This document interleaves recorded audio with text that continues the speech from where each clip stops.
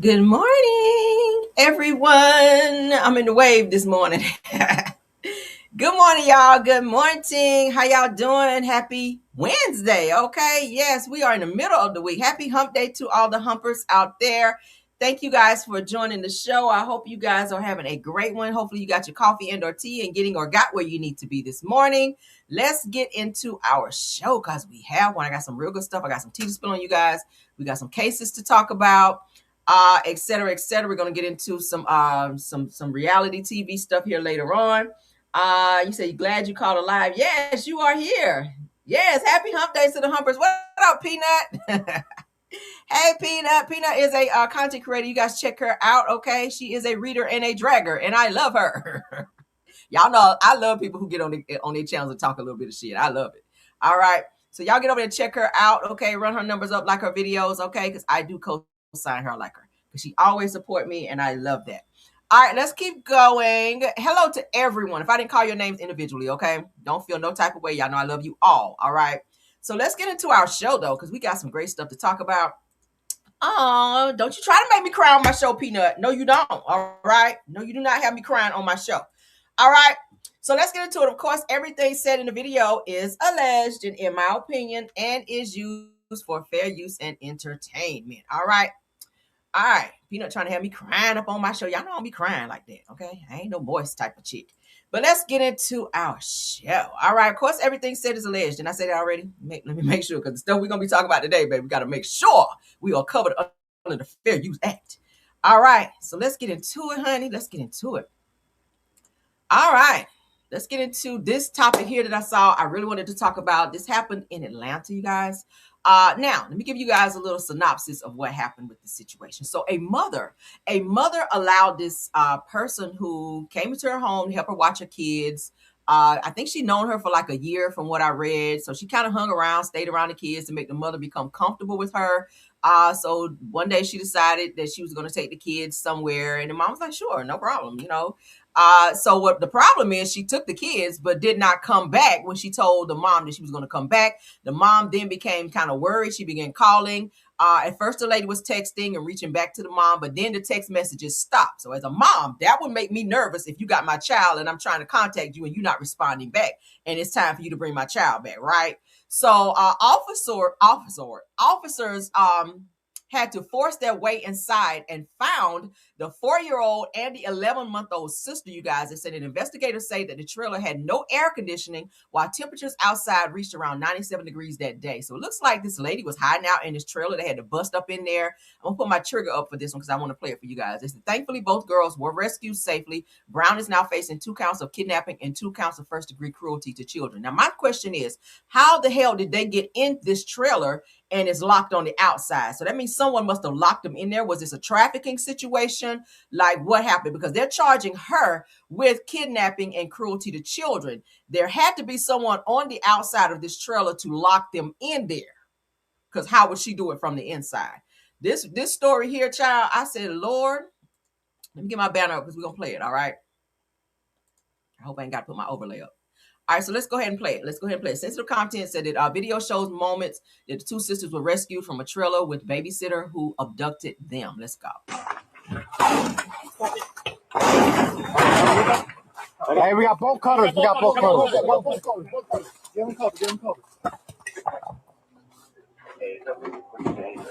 Come on, see? There we go. 1, 2. All right, come back. Contact. Show me your hands. Hands. Kids. Female to the far left. Where? Do not move!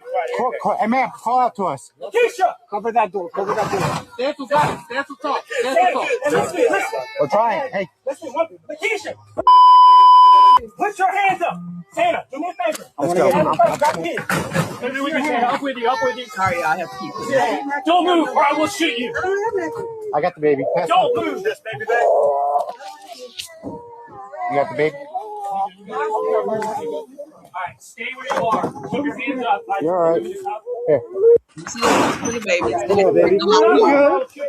Babies, them out. You know how they got in this trailer and was locking them outside. I'm just, it's troubling me in terms of, I get it that she kidnapped the kids, but who put them in there and locked them in there? Like, how did they get in there? right? Did she go in through another part of the truck, and did she lock it from the outside once she put them in there, and then she got in another compartment of the truck or the trailer? I don't know how the hell she got in there like that with it locked on the outside to where they had to break a lock. I'm getting up. I'm getting up. I'm getting up. I got her other hand. I'm trying to. Can I get up? My legs stuck. My legs are stuck. That's why I'm asking you. All right. Can I get? Told that they were using a babysitter for the first time. The mother said it was an acquaintance, and it was at the house behind me in the distance. I am told that around 6 p.m., the babysitter said that she was going to take the two little girls out to Walmart and then to a candy store, and she'd be home no later than 10 p.m. Well, 10 p.m. comes and goes, and there's no sign of the girls. And then I'm told that the babysitter stopped responding to calls and text messages, and here we are going into the late morning hours today, and there's still been no sign of the girls. I want to be told that they were using a babysitter for the first time. And while they were in the area, they heard the sounds of a baby crying. Based on that exigency, they executed exigent entry into a trailer on the property and were able to locate the children and our suspect. So right now, the children are in good health. They're with Grady, waiting to be transported to a health facility. But so far, everything's good. We're having the suspect transported back to headquarters to gather any further information there. Sure. Thank you for putting that in there, Gwen Harper. Let me go back to the comments right quick. All right, because I want to put that up there because I was reading somewhere. She said that she saw. So she said, I saw on Fox 5 News, according to the news report, that this was not the first time kidnapping a child. Said that she has a warrant or has warrants in Alabama for kidnapping that she did there. I also hear that she was trying to have kids. There's something about she was having problems having kids. So this became like her passion of watching people's kids and then kind of doing this. This is why you have to definitely do background checks on people watching your kids. You don't know who they are. Anybody can be nice and show, that they are, that they like kids or that they're in favor of watching your child, but you don't know who this person is or what kind of weird behaviors they exhibit, right? Obviously, the mother trusted this person. She hung around the mother and she didn't seem to be a threat. But as soon as she was able to get those kids alone to take them to Walmart and to a candy store, then boom, that's when she struck. I know that mom was probably losing her shit about her kids, right? If you love your kids like that, I'm pretty sure the mom was going crazy. But let's finish this. So it appears that the suspect gained the mother's trust over about a year's time. So the mother, thought that she was leaving their children in the care of somebody she could trust. She'd gone out, and then there was some information that the suspect gave alluding to the fact that she was returning the children, which turned out to be not factual. So that's what led to the delay of the 911 call. But thankfully, once she did call, we, no stone unturned, and we leaned on our internal and external partners to bring it to a close. And while they were in the area, they heard the sound. That's crazy. So thank God the baby crying is really what saved them. Because somebody heard the baby crying and said, hey, there's something wrong. Let me call 911. And once that happened, boom, that's when they were able to find the kids. But they were in this trailer that had no air conditioner, no nothing, no air or nothing coming through there. They could have died in there from the heat alone. They said it was 97 degrees outside. So imagine inside the trailer how hot as hell it would have been up in there. But I'm not sure if this lady has some type of mental issues because obviously this is not the first time she's done this. We just heard she had warrants in other counties. It's crazy. So prayers up for the children and their mental, and I'm thankful that the mom has her children back, safe and sound, right? Thank God. So let's move along, honey. Please watch who you have around your children and especially who you have babysitting them, because we do have pedos out there and we do have people who will kidnap your kids, right? So make sure you do background checks and go through the police department. Had this mother done that, she would have known this lady had warrants in Alabama and be like, fuck no, you're not taking them to Walmart or any other damn mart. Get your ass up out of here, right? That's how you got to do that. But let's move along. Let's get into Stephen A. Smith, okay? Finally get what his ass deserved. Loud mouth, okay? When you be loud and wrong, this is what your ass get. Shout out to Neighborhood Talk. It says that Stephen A. Smith claps back at NABJ, giving him a thumbs down award for disparaging black women like Michelle Obama and Kamala Harris. Seemingly agrees that Jasmine Crockett and Joy Reid say nutty things. Okay, he always has something negative to say about black women, But then he's a huge Trump supporter as well. Talking about, oh, he's gonna run for office. Who gonna vote for you? Half the black community ain't gonna vote for your ass because you don't like us. So why would we put you in the office to be over us when you all you have to say? I mean, yeah, all you have to say about black women is negative stuff. Like, what do Michelle Obama do to anybody? What does Kamala Harris do to anybody except try to run the country? She ran for office, and a lot of people, she could have won had Trump not stole the election, right? Jasmine Crockett ain't doing nothing but speaking up for the black people out here, and Joy Reid as well. So why do you have such a hard on for women who are out here fighting for our people and trying to fight for you? Right? You acting like race Batum Tatum out here. Let's get into it. Doesn't this have to do specifically with your criticism of radical people on the left? And you did mention a couple of African-American women at times, Jasmine Crockett, who says nutty things, Joy Reid, who says, in my view, nutty things. Is that what this is about? I think it is. I don't think there's any question about it. And that's why I spoke out against it, because I think it's utterly ridiculous. I was raised by 5 black women. My mother, God rest her soul, and my 4 older sisters. I have 2 daughters. I have 10 nieces. I don't know what the hell they're talking about. I find it highly offensive that they would label me in this way. Give me a thumbs down award specifically for disparaging black women. I want everybody out there to know there's no such thing. That did not happen. That is a flat out lie. And that never happened. Whether it was Jasmine. Stephen, you know this was on tape, right? They can roll tape back, right? And show where you had a lot of negative things to say about Jasmine Crockett. I heard it. Shit. You had a lot of things to say about all these women that are up here. So now all of a sudden, because you are getting what you deserve and getting the thumbs down, right? People are disapproving of your actions. Now it's, oh, woe is me. You the victim now. Crockett, whether it was Kamala Harris, whether it was Michelle Obama, I pointed to something that they said that I may have disagreed with. That is all. Doesn't this have to do specifically? That is all that I have done. And you Joy said Reid, about Michelle Obama, as well. She could win. That's what I remember you saying about her. Yeah, but what? No.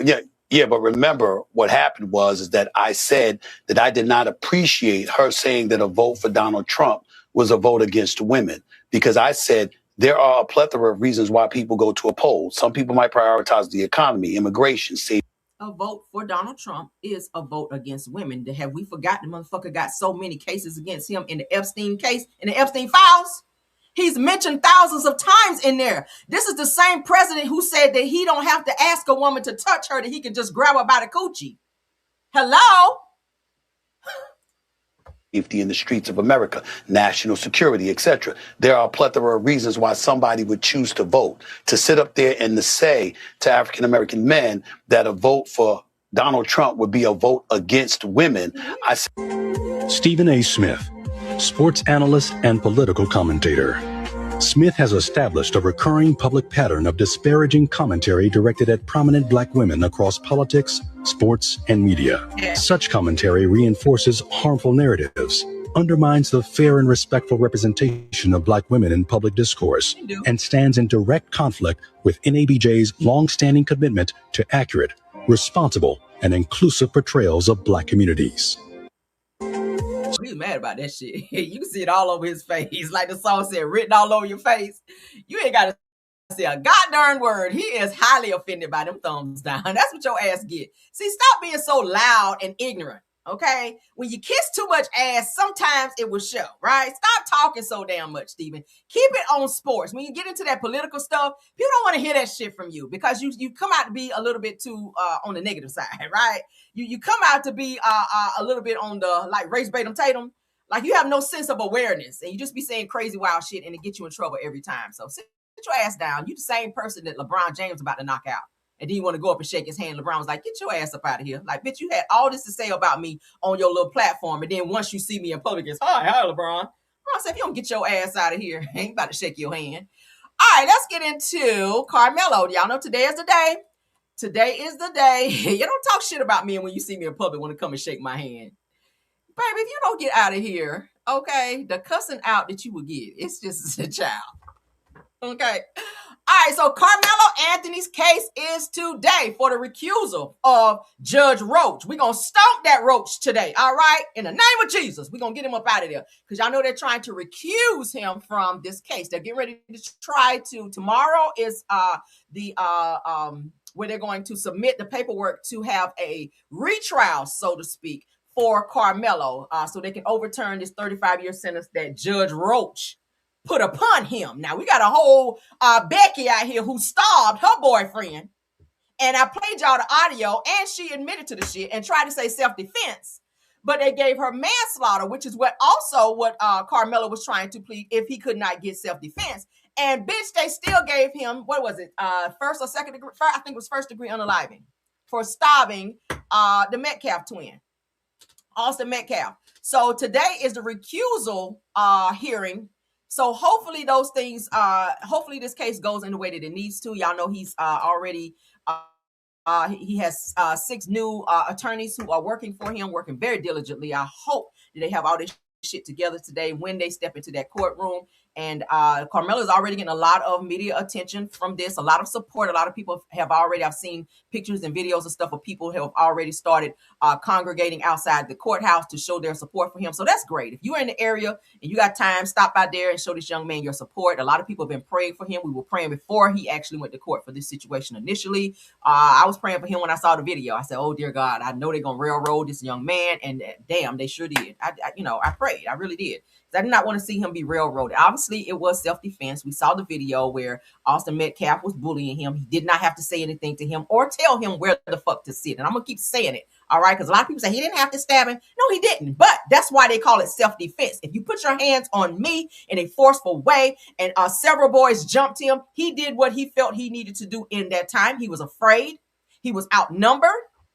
And they jumped him, right? Now, I'm not saying he should have took nobody's life, but sometimes you got to get a bitch up off you, okay?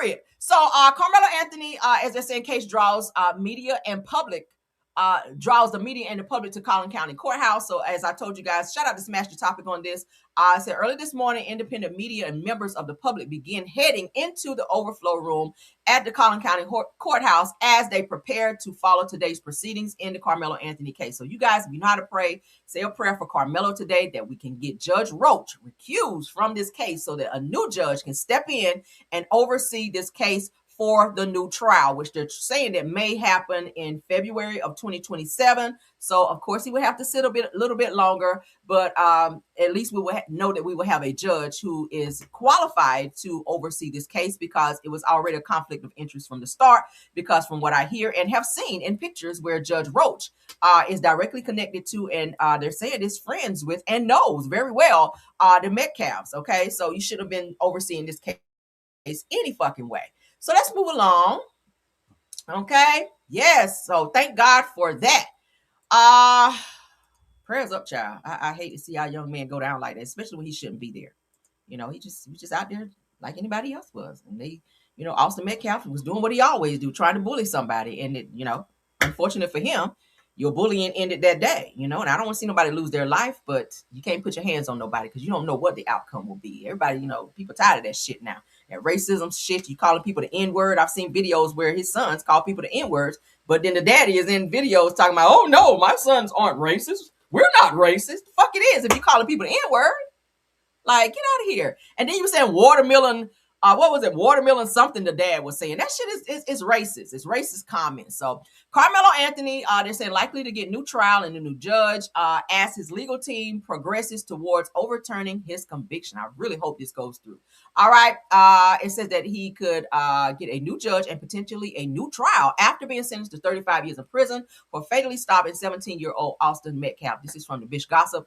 Now, according to WFAA, Anthony's legal team is seeking to remove Judge John Roach Jr. from post-trial proceedings while also pushing for a new trial. So we're hoping that goes through. A separate judge is set to consider the recusal request as Anthony's legal team challenges how his original trial was handled. It says that no new trial has been granted at this time. So that hearing is for tomorrow for the new trial. Today is the recusal of Judge Roach. So let's pray that goes the way it needs to go. All right.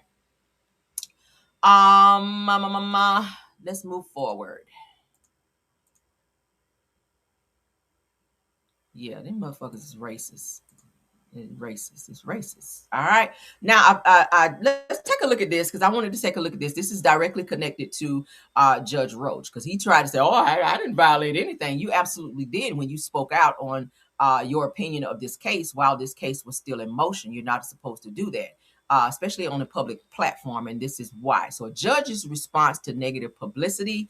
This is opinion number 209 from 1997. Now, the question is, may a judge, a senior judge rather, who presided in a massive tort litigation action respond publicly while the case is still pending to unfair criticism of his actions in the case, including allegations of bias because of personal ties to the attorney for the plaintiffs and suggestions that the judge's political interest favors plaintiff who mostly reside in the judge's county.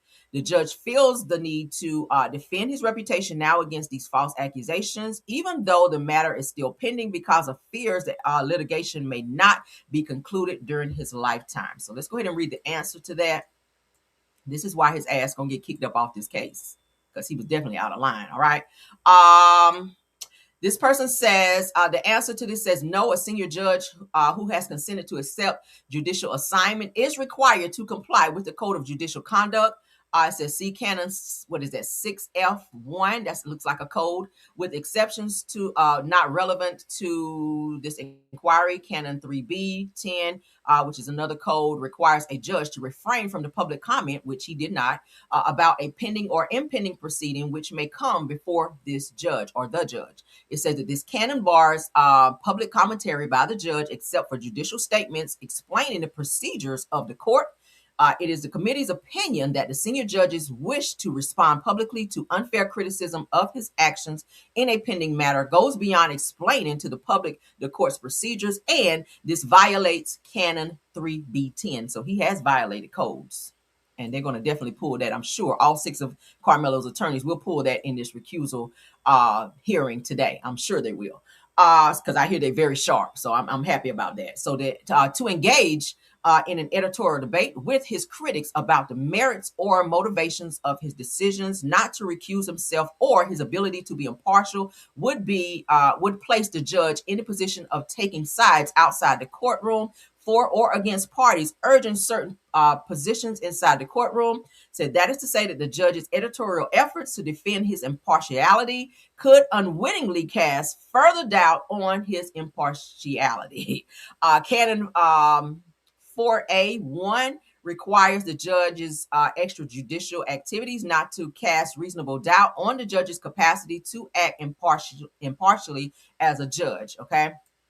So he's done a lot of shit he shouldn't have done, and that's going to bite him in the ass today. Said in opinion number 95, which was in 1987, the committee stated that it would be unethical for a judge to discuss the facts or other aspects of the case with the news media, which he did, while a matter is pending in that judge's court or any other court. Now, in opinion number 191 of 1996, the committee determined that Canon 3B prohibits an appellate judge from discussing in a newspaper article or editorial that judges stated a position on matters already decided by the court because they may come up again.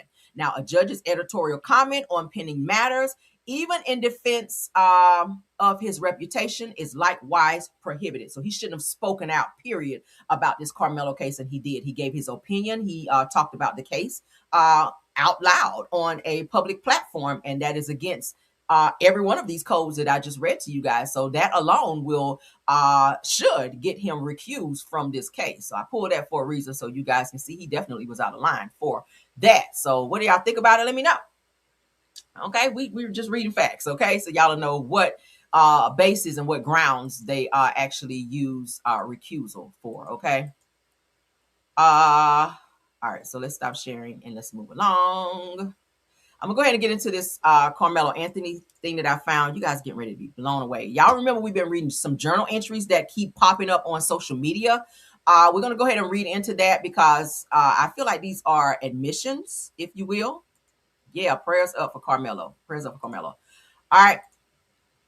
Okay, so we read some journal entries the other day that were very shocking about Karmelo and what may have happened to him on July 4th. Now, some more have been put out there, some more journal entries. We're going to read through it, and these will promptly be sent over to the attorney, Crump, okay? Crump will be getting these after my live today, okay? So he can take a look at them, and if they can find something in it, then hey, great. At least you got them. All right, so let's get into it. This person remained nameless, but we're going to take a look, okay? And this was sent to me last night. Let's get into it. It says they went off to the side with Nolan as if they had to huddle and talk, but ultimately it was to beat him up, maybe even unalive him if he fought back. So this is what they're saying may have happened to Nolan. Said that they wanted him to take a beating because his life has been too easy. Said that he needs to feel pain. Said to teach him a lesson. Said that Nolan was brave. Said that he did try to fight back, but they may have grabbed his neck because he was drinking. He wasn't drinking. It said that they needed him incapacitated because even 2 or 3 of them would have a hard time empowering him. So it sounded like Nolan might have had hands if they put hands on him, right? Sound like he could fight back. Said that they've been sizing him up for a while and he was strong. He's an athlete, okay? So let's continue. Said the mom was drunkenly unaware at one point. Then she realized food had a statement that those boys, that'll make sense, that those boys actually did something to Nolan that she knew they were planning for a few weeks. So it sounds like something may have been planned. They said a dumb drunk idea of Wyatt's after his last disagreement with Nolan. I told you guys the other day in the other journal entry that Wyatt had some type of long-stemmed beef with Nolan that he never got over. So when they went out to Horn Island, it may have kind of reignited, so to speak, out there. Of course, people heard Nolan screaming, "Give me my effing phone." They're trying to say it was at Wyatt, so I don't know. So it said that that's why Nolan couldn't leave because he couldn't. They said that they thought that they could fix him up, but they got scared and hit him in the head or on the head instead of saving him. That could be why he had that marking on the back of his head, according to what they were saying. I told you guys in another journal entry that I read to you guys that it was appearing that he was hit in the head with some type of pipe that was hidden in the woods, and that there was some blood on a book bag in someone's garage. You guys remember me telling y'all that? Let's keep going. It said that somebody cried, Wyatt or Warren. Somebody is scared. Y'all remember this part I read on the other one? Somebody is scared to speak, which is Eric. They said that somebody was threatened, everyone in each other. Says all of them are being haunted, and they are. We can see it all over Warren. Every time Warren does an interview, the motherfucker look like he lost another 20 pounds, right? Sleep. He's losing sleep, and the motherfucker don't look like he's eating but 1 grain of rice a day behind this Nolan Wells situation. All right, so then they said that Nolan was only put on the boat to be transferred back to the island around 3 to 5 a.m. July the 6th, which makes sense because they did already say they were out on the island again the next day. So is that why? So let's continue to say that that's why he wasn't found initially on the island. It goes on to say that he was stored somewhere cool and dark as to keep decomposing and around a minute. But it's summer and he already started to have a hint of smell permeating the shaded area. It said it's an area of property that him and his friends hiked or hung around. Y'all remember I read this the other day. And yes, it's one of his friends' property. Somebody got a farm or hiking trail. Says maybe both. They're going to say that Nolan decided to unfriend this group and that they couldn't accept it after others were forced to leave this person can't write, trying to help, but they made them leave. It says that Nolan had already taken his last gasp, gurgling blood. Ooh. So that's why he ain't have no fucking neck after autopsy. They holding the neck for that reason. So something happened to the neck, it sounds like here. Said his last words was, "No, please, guys, I love you." Wow. I swear I'm reading it straight from it, y'all. Says when Nolan yelled, "What's wrong?" Said when Evan's mom came down, said that Nolan's body was still warm when they started moving it to be stored. Said Nolan survived most of the attack. Ultimately, unaliving was intentional. Said that he yelled, but barely. And he saw his moments and memories flash, but his last memory was with his parents after winning a game, and he was happy and was ready for the next season. Because y'all know that following Monday, he was supposed to start, playing pro ball. Said that maybe memory was from his last game of his first year of college. It said that Nolan wanted nothing more than to have peace, even when it wasn't always reciprocated in certain circumstances. Let's keep going. This shit is deep, y'all. I keep getting these entries, and I feel like that's what really happened to him. Let's keep going. This person said that Wyatt was the primary aggressor, encouraging booze and drugs and hyping the others up to single out Nolan. Said that Nolan had some sort of fun, but they left earlier than planned due to the boat having some sort of jerk or throttle issue. So maybe this person is saying that they had some issues with the boat, but it didn't say it was sinking. Said it happening overnight while on the island. Said that the boys planned to leave Nolan. Said that he left with the girl that he did spend a little time with a while there rather. Said that Wyatt and Warren was jealous. Now let's go back to when Warren said in his interview with Race Batum Tatum, Warren was with that Katie girl. Remember how he said that? It was very jealous of him. It sounded like he was being jealous or hating. Nolan was with that Katie girl and they were in the water and he was palming her butt under the water. And I looked at him and said, Nolan, you're crazy. And he looked at me and started laughing. Now notice, I told you guys the Katie girl had dated several of their friends. So maybe she was never interested in Warren because Warren ain't really no nice looking guy, right? He ain't really giving nice looking. So maybe Katie never looked his way, but then when she showed interest in Nolan, it struck some jealousy in him. Like, you this black dude, like, why would she be interested in you? But Nolan seemed to be that dude. He was athletic, and y'all know how it is with athletes. Girls do, they like athletes, right? Because they're that guy. So let's continue. Talting that they would leave him and made him swim not too far from the boat. Wow. Said that they wanted him to swim through the current and dared him. Said that Nolan waited for something, or maybe the current to pass, then swam to the boat approximately 3:45. So why is it that Warren and them said the last time we saw Nolan was 3 o'clock when they're saying that this boy was swimming towards the boat at 3:45 where y'all were trying to make him swim towards the current? So were y'all trying to make him drown? Did y'all want to see him drown? Y'all had that much hate that y'all wanted to see him drown? Said around 4:30, they had already started to head back. Said it took a few convincing photos. So it sounded like they were getting their alibi together. Said that Nolan wanted, allegedly, okay, Nolan wanted his holiday to be epic. Sadly, it was not. Said he had at least 20 to 27 videos and photos that are not in his phone. Oh, Crump, I'm about to send this to you. Nolan mama, this is why the shit won't in his phone, okay? Yeah, because she said he had loaded stuff in his phone and ain't shit in there now. So let's go back and said that Nolan had at least 20 to 27 videos and photos that are not in his phone, but can be recovered because y'all know all that shit go to the cloud, all right? Said that from the island, some photos he would have deleted later because they were, blurred? Or maybe him looking weird. It said that he didn't get to delete photos, that they got his code from his phone while at the pool party, beating him. Now, didn't I tell y'all at the pool party that it was said by this other girl who was there that Nolan was hit in the stomach and that he was spitting up blood by the basketball goal? And I showed y'all the picture where the basketball goal was. And I think that was at Wyatt's house because they said the mom came out and was yelling to them, be quiet, because they were too loud. Y'all remember I told y'all all of that? If you've been following me, then y'all remember that. All right, so it goes on to say that, or it was unlocked because he was recording as well.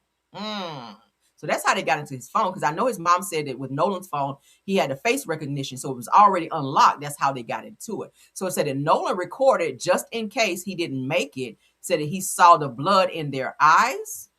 Said that that's how they got in his phone. Said he was still breathing for a bit, but they felt finishing him would be easier to get away with. Said that Nolan pleaded till his last breath.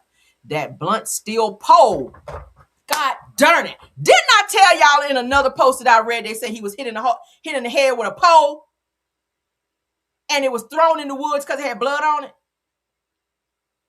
Motherfucker. Let me go back. Said he was still breathing for a bit, but they felt finishing him would be easier to get away with. Nolan pleaded until his last breath. That blunt steel pole or black is what ultimately, or bat, I think they said a bat. I think they meant bat. Ultimately unalived him. Said that he was laying between a bush and a building. Basketball goal was to his left. He was laying. Said that the shed is right there. That's interesting. Keynotes. When Nolan yelled, "What's wrong?" When Evan's mom came down. Evan's mom, you need to be questioned. Because you heard something, right? You heard something. You a suspect. Nolan's body was still warm when they started moving it to be stored. Another note is maybe memory was from his last game of his, first year of college. took a few convincing photos. So the photos, they're saying 20 to 27 photos and videos were in his phone. His mother said that everything was erased. So this probably when Javon's mom, let me try to put this together, okay, in my first 48 mind. When Javon's mom and all 8 of the people she brought with her went to Wyatt's house to get Nolan's phone, because Nolan's phone was in Wyatt's boat initially. And according to Warren, they moved the phone from the boat to Wyatt's truck. Y'all remember that was said. So when Javon's mom and Javon's friends, I guess, came with Javon's mom to Wyatt's house to get the phone, and I played for y'all yesterday. Do I still have it? No, I think I took it down. Fuck. But anyway, so Javon's mom said that it took them about 15 to 20 minutes to get the phone from just outside in the truck. She said we walked by the truck going into their house. But when we asked them where was Nolan's phone, they sent some girl or somebody out to go get the phone from the truck. She said it took them 15, 20 minutes. She said, damn, I thought the motherfuckers went back to Horn Island to get the phone. And the phone was said to be right outside. So were they outside then deleting things from the phone, knowing they were getting ready to hand it over? Could it have been that? I mean, because it don't take but a second to go outside, grab something, and get it out the car and then come right back in and hand it to somebody. Why did it take you 15 to 20 minutes? That's giving enough time for you to go in said phone, especially, and you could have found out his code as well, right? Because I have phone recognition on my iPhone, but I also, will put in a code. So if you're looking over someone's shoulder when they're going into their phone, you can see them punching in a code, and they probably remembered said code, which is how they were able to get back in the phone if his body was stored somewhere else to where they could not do phone recognition. I ain't stupid over here, all right? That's what it's giving me. You guys remembered the code, allegedly, hypothetically, and maybe, hence the reason that's how y'all got in the phone to probably delete what was in said phone. Y'all didn't want pictures, videos, because with all of those, timestamps are attached to pictures and said videos, correct? This is deep. Y'all got to send this over to Crump. What y'all think? Let me know. Make sure I ain't got nothing. Oh, I got to show y'all this. Woo! All right, so now when the 911 call for the CTO captain, or with the CTO captain, where Wyatt was heard on the phone, we heard "Damn it, Bart" in the background. When they asked initially how many people were on the boat, all right, these are the people that were on the boat. They initially said 7, then they changed it to 8.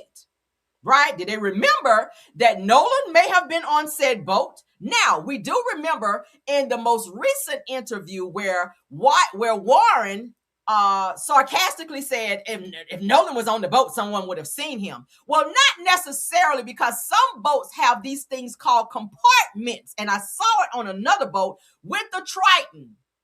With the particular type of boat you guys said that you were on, this type of boat has a certain type of compartment to where a body can fit in said compartment, to where if something was going on the upper deck of the boat, you would not be able to see it if said person or thing was in said compartment. Y'all ready for this shit? The reason why whoever passed by them did not see Nolan, because at one point we did see like a hand or a foot go up at some point in the video that I showed you guys. But then later on, if Nolan was unalive, because we heard on the video where it was said, check his chest. Is he breathing? Damn it, Bart. I'm just calling out just certain things that I've heard in the video. We heard that there was some type of distress going on because, one, Wyatt was very much so distracted while he was on the call, right? Now, could Nolan's body, once they found out he was not responsive, could they have been scared that CTO captain was coming anyway, being that they were on the phone and had already made a distress call to say that the boat was sinking? Did they move Nolan to a lower part of the boat so that no one would be able to see him, to know that something else other than a boat sinking was going on, right? Let's go ahead and show you guys this. So, illustrative under deck diagram, conceptual cutaway based on available boat images. Y'all ready for this? Cutaway view under deck. Check this out. What y'all see on my screen? A lot of these boats do have these for one, like extra storage, where they can put coolers or any other thing that they don't have room for on the upper deck of the boat. These little compartments underneath are like extra storage spaces. So if Nolan was unresponsive, if he was bleeding, or if he was something going on, hence the reason why they were probably cleaning said boat at 3 o'clock in the morning, right? Y'all see there's bow storage or bow storage, which is the blue. AF storage, battery area. Y'all see that? Console storage, tank space. So they have all this storage underneath. So if you say, if Nolan was on the boat, see, they're trying to be technical, allegedly. If Nolan was on the boats, don't you think someone would have saw it if he rode by? No. If he was in an under carriage compartment, central compartment, and it's big enough for a body. Nolan was he was 6 foot tall. So it was big enough for him to be underneath if that's where he was. That's deep, ain't it? Y'all motherfuckers think y'all so smart and can outthink people. I watched too much First 48 and how I got away with it. I keep telling y'all, in my other life, I could have been a damn attorney or investigator. Y'all can't slip shit past me. Because when I start thinking about shit and I get to digging and pulling shit, like, no, the type of boat y'all were on, because I remember Warren said that he was on the Triton. I remember your mama, when she did her post and said what type of boat you were on, I said, let's take a look at this motherfucking boat. This boat has crazy storage underneath. And it's like a latch that you lift up and you put shit under there that won't necessarily fit on the upper deck if you have people, because they said the boat was full of people. 8 people on that type of boat, it would be a lot of shit going on up there to where it would not be a lot of space to have like certain things like coolers and all that. So that's why you put it under the deck. So do I feel that whatever happened to Nolan, because we heard his name on the video, right? We heard his name on the video. So of course, if someone's driving by, no, they won't see Nolan if he's under central compartment right here. What do y'all think about that? I was just pondering on it. Y'all let me know. Let's go back up to the boat. You guys see? There's enough space under here. This is the type of boat they were on. A Triton boat. Okay? Okay? This is Wyatt on the phone. Seatow captain. Everybody's doing their thing. Okay? 1, 2, 3, 4, 5, 6. Somebody else supposed to be on the boat. Supposed to be 8 people. But this is how the Triton boat is set up. With all these compartments. So if Nolan was not seen on the deck, motherfucker, he was in the storage. Did we not solve the case already? I don't know. All right, let's keep going. Oh, I love when a plan come together. I had to show y'all that because I said, bitch, what? Oh my God. All right, so where are we? All right, let's get into this Tupac case. What time is it? 9. I got to keep it going. All right, so it's on site. Shout out to you, y'all. We started talking about the Tupac case yesterday. A lot of new developments. I want to play this video for you guys. All right. Yeah, that's something for y'all to think about. Yeah, all boats do have storage, but this particular one has a lot of storage under their boat. So I'm not sure why they want to make it seem like, and Warren know a lot about boats. So I guess he felt like he can get up there and kind of change the direction of the conversation from talking about Nolan to give us all this information about boats. Little did you know, I was listening. I was educating myself on all of this information about boats. So let me go pull up the shit about boats. And Lord have mercy, what do we come up on? So let's get into this with the Tupac case. All right, so they said that Mob James testified that he would have pow-powed Tupac and Suge Knight and his own brother if Tupac ever knocked him out. Wow. So it says that while testifying Tuesday, former Death Row associate James Mob McDonald was asked about the longtime rumor that Tupac once knocked him out. It said that Mob James denied it and said if Tupac had actually put his hands on him back then, that he would have pow-powed Tupac, Suge Knight, and his own brother. Damn, he was a hard one. Said he explained that that was simply how he was living at the time, and said that getting embarrassed without retaliating would have meant going back home and being called a punk. Ooh, okay. So let's get into it. So he testified here in the Tupac case. Let's go. Okay, well, let me ask you this. Then I'm not going to speak on Orlando. Let me ask you something about yourself. There was a rumor that Tupac had knocked you out one time. I'd have killed him. That would have been your response if that happened. Yeah, I'm being honest with you and everybody else. I said it on my podcast show. Him, Suge, and my brother. I'd have shot all three of them if he touched me. Damn. That's how I was living. Why is that? That's what I was back then. And so, is it fair to say that your reputation and your standing in the neighborhood would require you to do something if you're going to get punked by somebody like Tupac? You don't have a choice, or you can't be there. I'm sorry. Y'all know being in a gang, it's all about image. You can't have somebody knocking you out. Then you be seen at the pump like, nigga, you just got knocked out. Ain't nobody scared of you. You got knocked out, right? So back then, he was a part of the gang. He had to prove himself, being that he was connected to Death Row, which was with Suge Knight and the rest of the homies. So he didn't want to be that dude to be known to be knocked out. So he was going to take it further in terms of Pow Pow and Tupac, he says, including Suge Knight and his own damn brother, to prove a point that he was not a punk back then. Sorry, we're doing some side talking. No, that's my fault. I asked, that being in the life that you were, if somebody like Tupac is punking you, like by punching you in the face or something like that, you would have to retaliate, or you would lose your place in the neighborhood. You would have to go back home and fight everybody that called you a punk. You would have to go. There's some rules that you roll with, and some rules you just got to handle. Certain things need to be dealt with, adjusted, living that life. And when I was living that life, it wasn't no ifs, ands, or buts. It wasn't no, oh, you get a pass. No, I'd have shot him, to be honest. Wow. Okay, well, let me ask. Wow, now he would have shot Tupac. Now, I did see, and of course I can't show it on here. It's out there. I probably should have dropped the link so y'all could have seen it. But there are pictures out there of the autopsy of Tupac. And I did not know I knew he was shot quite a few times. I did not know it that many times. All right. I think I sent it to one of my mods. Oh my God, y'all. Tupac was really pow pow. And it's so crazy to me that Suge Knight, who was sitting right beside Tupac, only got a couple pow pows in him, but Tupac was literally sprayed, y'all. I'm talking about holes in him that big. I don't know what kind of pow they use, but it was holes in Tupac like this big. When they counted them out, when they put the things on him to show all the places that he was pow, I was like, yo, like there was no way he was gonna make it after that powing. Like he was not going to survive that, and they made sure that he would not survive that shit. I don't know who unalived him, and I don't know what kind of vendetta they had against him, but baby, they had intentions to end his life that night. When I saw the autopsy pictures, I said, "Oh my God!" So anybody running around saying that Tupac is on some island somewhere still alive, bitch, no, he ain't. Because I saw the pictures, and with the thug life on his damn chest, so that was absolutely Tupac Shakur. I said, "Oh my God," that was. I just sat there and looked at the pictures like, yo. That shit was eerie. Let's continue. It was very eerie. Very, very eerie. I can't even show it on here.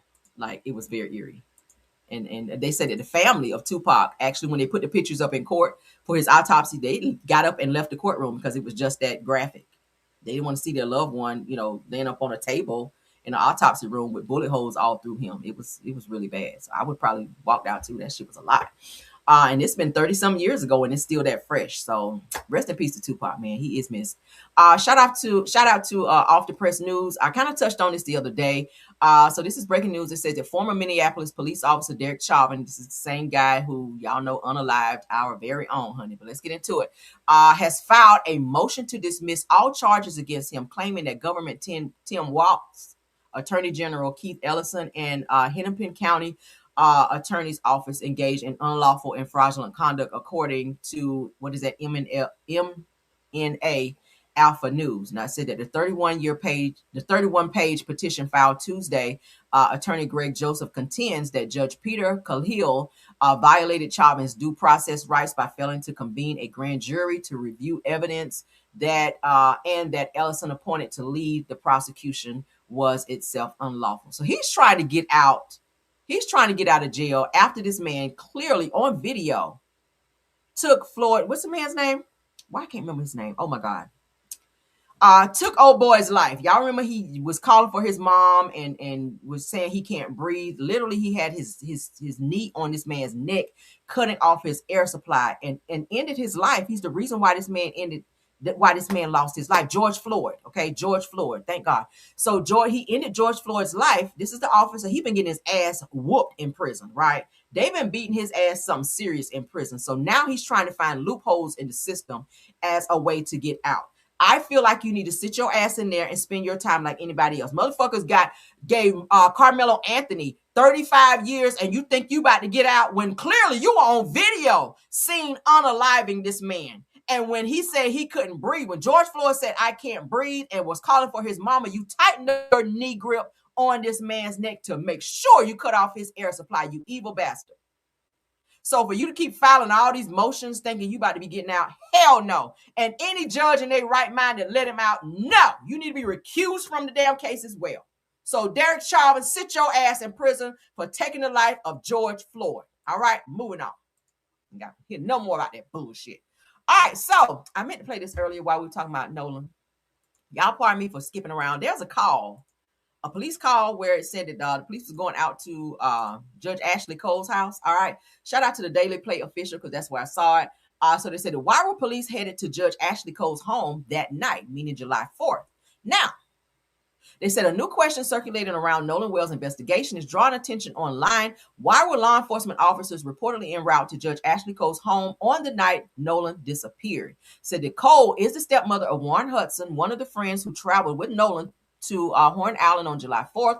Publicly reported timelines say that Nolan was last seen on the island around 3 p.m. while Hudson and the others left around 4:30 after their boat began taking on water. It said that Nolan's mother ultimately reported him missing to the Jackson County Sheriff's Department at approximately 12:22 a.m. on July the 5th. Now, Cole has said that her family cooperated with investigators and authorities, confirmed that that the three friends who traveled with Nolan were interviewed. It said that investigators have interviewed dozens of witnesses as they work to reconstruct Nolan's final hours. The question remains worth examining. Said was there a police response to Cole's home that night? If so, who requested it? When was it dispatched? And what was the purpose? Said that those are factual questions that dispatch logs or other official records could possibly answer. As the Nolan Wells case continues to attract the national scrutiny, separating documented facts from allegations remain critical. Authorities have not named a suspect or charged anyone in connection with Nolan's death. And that's a sad situation. But let's get into this call. Police en route to Judge Ashley Cole's home the night that Nolan Wells disappeared. I didn't even know this happened. So let's get into it. Negative. We're en route to the judge's house now. You said y'all are en route to the judge's house or from the judge's house? En route to the judge's house. Destined for. I keyed up on you. Appreciate it. 10-4. 32, finish up with whatever you got and get down here. Currently dealing with a potential missing person.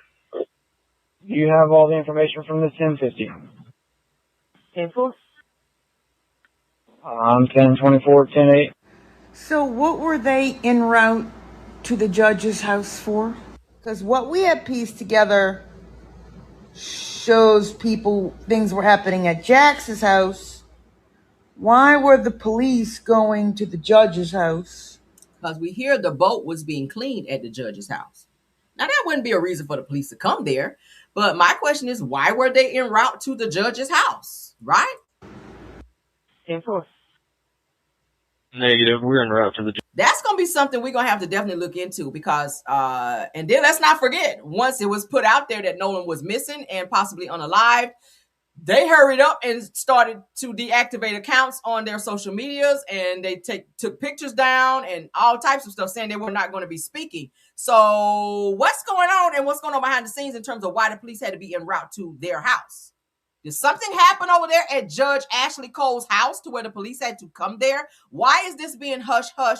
And why is this video or audio just coming out for us to hear, right? The Daily Play, shout out to them, the Daily Play official. That's where we heard it. All right, let's move on. I'm going to dig on that one because I want to know why. All right, let's get into some shenanigans. I told you guys that Nevaeh, which is the girlfriend of Blueface, had her baby. Beautiful baby, all right?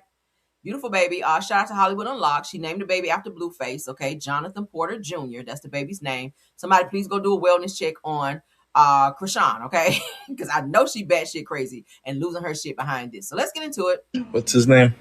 Jonathan. Jonathan what? Jamal Porter. Oh, shit.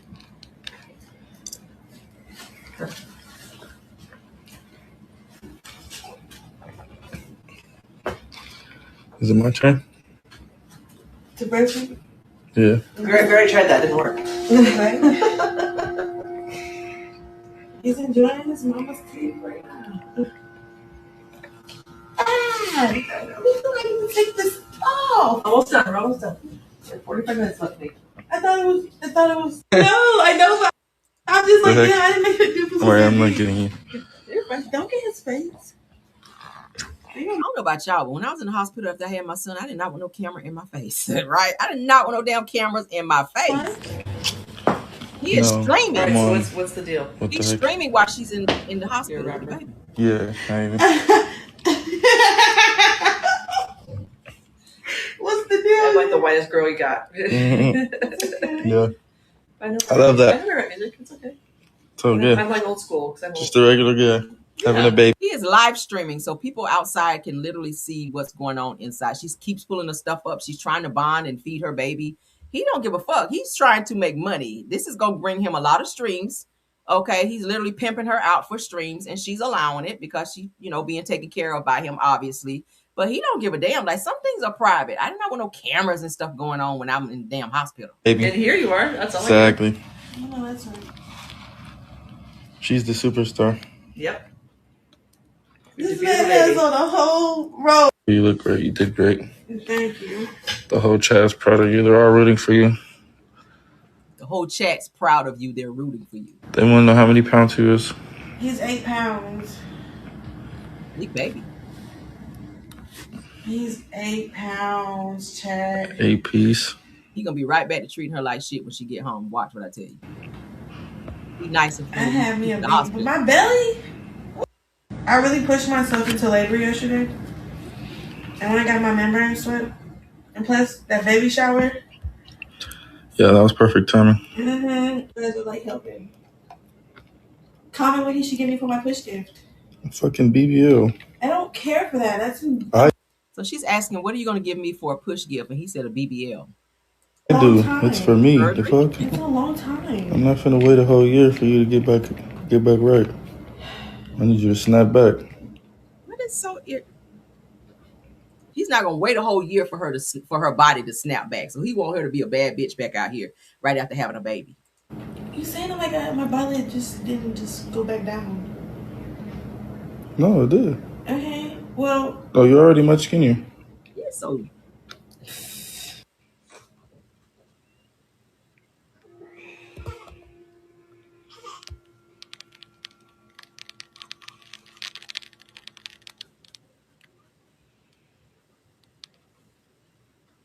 He's so stupid.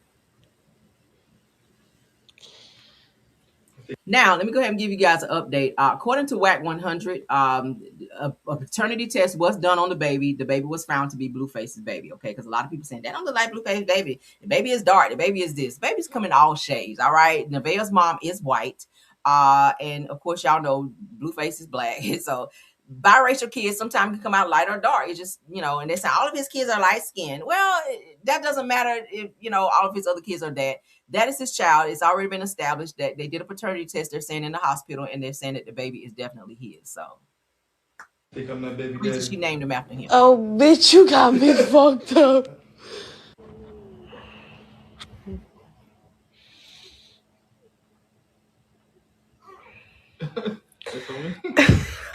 He's so happy.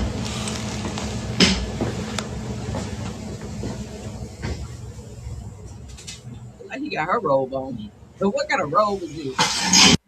Away from a face reveal.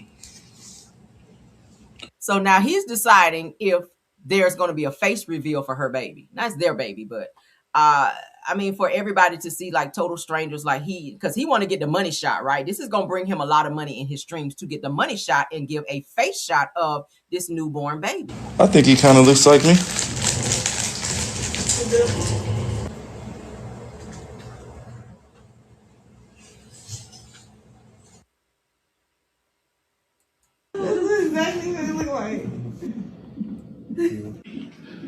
Push that shit out. Screw crib. He's about to push that shit out. Let's go to the crib. Anyway, so she had the baby, a baby boy named after Blueface. Okay, let's move along, child. I'm gonna save this, child. Because I got to end this live here in a second. Okay, so let's get into Kim Zolciak and Kroy Biermann's home has been sold again, it looks like. Okay, now I told you guys that it was rumored that Shamia and her husband may have purchased the house. I'm not sure. That's the rumor that was going around. So I'm not going to say that that's set in stone. But the house did go into foreclosure, hence the reason why Kroy and Kim had to move out. Beautiful home. They took out a second mortgage for the pool, right? So they had two mortgages on this home, one for the home because they did a lot of renovations on this house to add things. Kim had this, specially put closet in there. But then they took out a second mortgage for the actual pool, this special pool that they needed, child.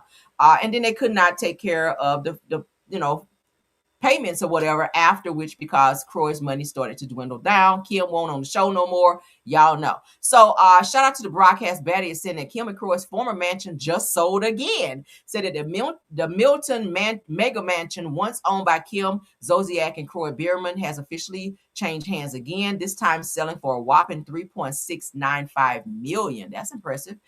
Said according to WSB TV, the sale closed on June 30th of 2026. And yes, they said that this is the same mansion that was heavily featured during the Kim and Kroy Don't Be Tardy for the Party days before becoming wrapped up in their very public foreclosure and divorce drama. The home was previously sold following foreclosure and is now officially got a new owner and a whole new chapter. They said the asking price was $4.19 million. Final sale was $3.695 million. Okay, so Atlanta real estate. What is it? Next chapter, please. Da-da-da. Anyway, so the house was sold again. The house was in foreclosure like a good 3 or 4 times, right? Then they would save it. It's so crazy. They would go into foreclosure, then they would save it from foreclosure. Then would go back into foreclosure, then they would save it. So it was like a back and forth limbo. The last time it went into foreclosure, they weren't able to save it, so the house did sell. Okay, beautiful home. Love the island, color scheme, all of that. Beautiful chandeliers in the kitchen. Okay, love it. Okay, game room. All right. Mrs. Pac-Man, love that. All right. Nice community. Beautiful home. Okay. This house was seen on the show, of course. This is when Kim and Kroy were happy and together, when he had money, when he went broke. Y'all know she got the hell out of there then. But beautiful home, all right? But the house did finally sell again. Moving on. We don't care no more. Last topic, all right? Or is it? Hold on. One more thing I had to show. Yeah. Oh, no. I got to show the one for Melody. Definitely can't get off without that. All right, so let's get into these messages about Melody Child, because they was going off on Melody in the comments over there. She did like some type of live or something yesterday where she was promoting her, I think, body butter or something, and a few people in the comments said some things about Melody Child. Let's get into that. I peeped that whenever I saw it. I just happened to be scrolling on TikTok and I saw it and I took some screenshots. I said, oh my. So she did a video where she was standing in her garage near her Range Rover at first. And then she walked from there to her G-Wagon. And, she was doing like her little dance pose, whatever. And then she was showing her body butter and some other items that she sells with her 7th Avenue Beauty. So this person says her hair is always a mess. Okay. Then this other person said that she pulled it from a middle to a side part, I think. Then another person says, I was looking at that too. Another person that goes on to say that she has too much money for her hair to be looking like that. Like, why y'all be looking at people so hard? I had somebody tell me they were looking at me and something about my, they were looking at my eyebrows or something. I was like, why do you look at people that closely? That's weird energy, right? So let's continue. So of course she was in the car, playing her music, kind of doing her, y'all know how Melody be doing her videos. Trying to sell her body butter or whatever. This person said, did you cut the bob yourself? Because the bob kind of looked a little uneven or whatever. I don't know, child. And people peeped it and decided to. This person says, and yet we can't see your face. So they clapping back for Melody here because this person don't even have a profile picture, but then they're throwing shade.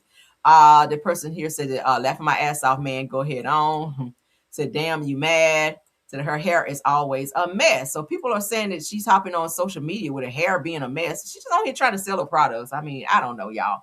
But she was being targeted. There were some more comments where people was kind of really going off on her. I'm like, why so much hate against a person you don't even know? It's just weird, right? But she's just on there trying to sell her little shit. I don't know. I think ever since the trailer for Love and Marriage Huntsville dropped with Ariana being on there, I think a lot of the pick-me's and the side pieces and other people who don't really like her. She has her first fan base of people who ride with her, but then she have people who don't really fuck with her like that, and they decide to go in the comments up under her videos and just really be nasty and rude, which I'm like, if you don't like a person, then why are you under a person's comments and shit like that saying nasty, rude shit, right? I don't know. But anywho, let's go ahead and get into, let's stop sharing. I'll go ahead and show this one. But they were saying some really nasty things though. I was like, y'all can be really nasty sometimes. If you don't like a person, stay off their shit. Right? Don't be coming over here in my comments. If you don't like me, don't come over here. It's thousands, if not millions, of other content creators and pages that you guys can go to, go to your favorite content creators. You got to come over here, child. But anyway, so let's get into the Real Housewives of Atlanta talk. Said that Portia and K. Michelle are back on good terms following the Real Housewives of Atlanta reunion. Y'all know they had a little spat back and forth on the reunion. Let me take this down where the comments are on this. Okay. So it looks like they made up and they're giving, a little back and forth positive banter between the two. So K. Michelle says, I love you, saying to Portia with the heart emojis. Portia responds by saying at K. Michelle, said, I'm loving this song. So K. Michelle, y'all know she has her new album out, Jesus and Whiskey. I heard it yesterday. Nice song. K. Michelle is very talented musically. She's just batshit crazy. So then here K. Michelle says, at Portia, thank you, boo. Thank you, boo thing. Said that I'll check in on you this week. Said I got a new whiskey to let you try. Y'all know that she's into her whiskey. K. Michelle like whiskey. She's kind of old school with it. So it's good to see the two of them have ironed out their differences and not still arguing and going back and forth. I think that's one of the things that Shamil had a problem with at the reunion. She was saying that Portia can forgive everybody else, but then when it comes to her, she holds on to the grudge.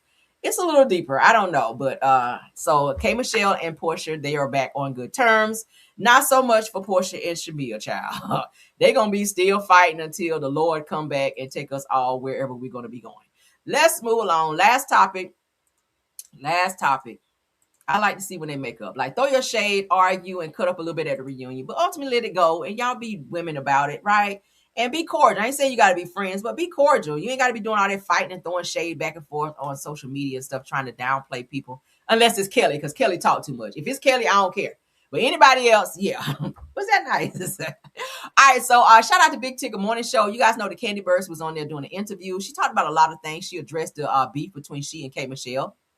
All right, well, K. Michelle said some things that indirectly and directly at the reunion about her being Atlanta's mean girl. So she addressed that. We heard that on yesterday. So now they said that Candy did a speed dating live on V103, right? So this person was shooting a shot at Candy, and Candy was reciprocating. So let's get into it, y'all, because Candy might be trying to move on from Todd. Let's see. I don't know what's your fantasy. Ooh, what's Pat, my that's fantasy? what I'm talking about. Where little Chris at? What's your fantasy, baby? Well, the question is, do you plan on making it happen? Yeah, I know I can make it happen. You heard me? Well, I know I'm very confident. Oh, are you from New Orleans? Yes, I am. I can tell. Yeah. So you know I'm gonna feed you too, because I know thick and fine as you is, you like to eat. You greedy. I do. I do. I cook gumbo, jambalaya, all beignets, all the good things from New Orleans, baby. I do it all. Me and Candy end up going on a date. She probably gonna end up taking me somewhere, because I'm gonna end up passing out, man. I'm going to the hospital. Man, for real. That's my little pretty teeth, man. Come on, man. She AI for real, man. She blushes. I love that. Oh, Candy blushes. So he said if Candy ever took him out, he'd be done passed out, and she'd have to drive him to the hospital. Y'all going to the hospital, love. Well, at least I know he's going to keep me laughing. I just want to give her my number. I want to give her my number and just introduce her to a real man and give her what she deserves. What you think she deserves, Steve? A good man in her life that's going to treat her how she's supposed to be treated and lift off her feet. Soft life. What's our first date? It depends on where you want to go. Do you want to stay in the city or do you want to leave the city? The choice is yours. Tell him what you want to do. He's saying all the right things, but now I'm like, wait a minute. Hey, Candy, take my number. That's what I want you to, that's what I call for. Some guys do a lot of talking and some is about walking, and that's my expertise. I want to know what's your fantasy. Yes, come on, okay. They talking right. But, in situations like this, of course, you got to say the right thing in order to spark somebody's interest, right? And then when she finally give you a chance, then she find out that you a fuck nigga, right? But hey, so they had like a little speed dating situation on the radio there, V103, and Candy was like, "So yeah, what's your fantasy? What's your da-da-da-da?" So it sounds like Candy she was open, okay, to what they had to say. One of them dudes was like, "He gonna pass out. You totally gonna be out of the running because you can't be passing out when you meet her. You gotta talk to her. You gotta get to know her. You gotta spit your game to her, right? Candy is a freak, so you gotta, that's gotta be a part of it as well. She on a whole toy line, and she likes to bring people in the bedroom, so you got to be open to that because that's what she's into. Candy like men and women, so you got to be able to flip flop a little bit, right? I'm just saying. Being able to cook is nice, okay? Being able to cook is nice, but then too, Candy also appears to be the type of woman who doesn't mind if the man that she's trying to date and or be with is below her tax bracket. Because look at Todd. Todd was below her tax bracket. Riley's dad was below her tax bracket, and anybody else that she's ever dated, right? I do feel like, well, I remember she did say she dated Gerald Levert. That's probably the only person that was above her tax bracket during the time. Well, I don't know how much money he had, but anyway. But it seems like Candy, because she's always been known in terms of what they've been calling her, is to be a sugar mama. Like she takes care of her men. That she, always had more money than her men. She doesn't mind if they don't make what she make or more. So I don't know. It seems that she's kind of open to maybe putting herself back out there. I mean, I think it's been a year since the two of them have been divorced or heading into a year. I think that Todd is dating someone else because he still be doing these, asking for a friend. When it's too soon to be asking or bringing somebody around your kids. He keep asking that. So I feel like he may have met somebody that he likes that he may want to go ahead and introduce his kids to. So I don't know. What do you guys think? Let me know. All right. That's the last topic, guys. We're going to get on out of here. Right, we're gonna get on out of here. Thank y'all for being here, though. Please don't forget to tap on that like button because I gotta go. Yes, okay. Shout out to all the content creators that joined this live. Of course, shout out to my mods who always do an awesome job of modding. Okay, and thank you to my Karmelians for being here and supporting the video as well. Okay. Oh yeah, today is Nolan's birthday. How can I forget? And we just talked about it yesterday. Happy birthday to Nolan Wells, okay? Do I have a picture of him? Let me see. Let's put his picture up right quick so we can acknowledge him. It's so sad to have to celebrate someone who is no longer here. I think I do have a picture of him. Hold on.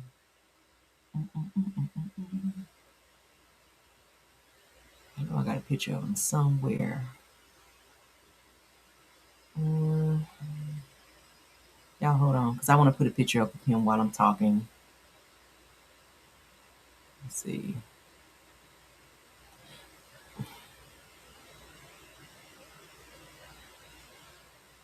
Hold on. I'm sorry, y'all. I'll put the other one up. I don't want to hold my show up too long. All right, we'll put this one up for now while I'm talking. Okay, yeah. But happy birthday, Nolan. Damn, I know his mom is probably losing it today. I know they're having like a prayer vigil today as well.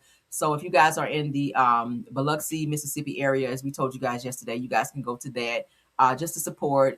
If you see his mom there, give her some love and condolences, all right? But happy birthday to Nolan Wells. His birthday is today. Bittersweet, happy heavenly birthday, okay?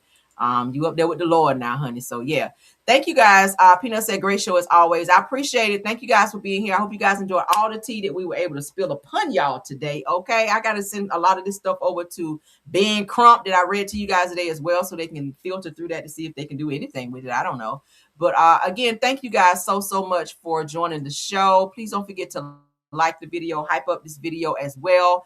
And also, please do not forget to check us out on all publications on the Caramel Rail. Also, our backup channel, Rail's World. Okay. Until the next video, I'll see y'all later. Bye.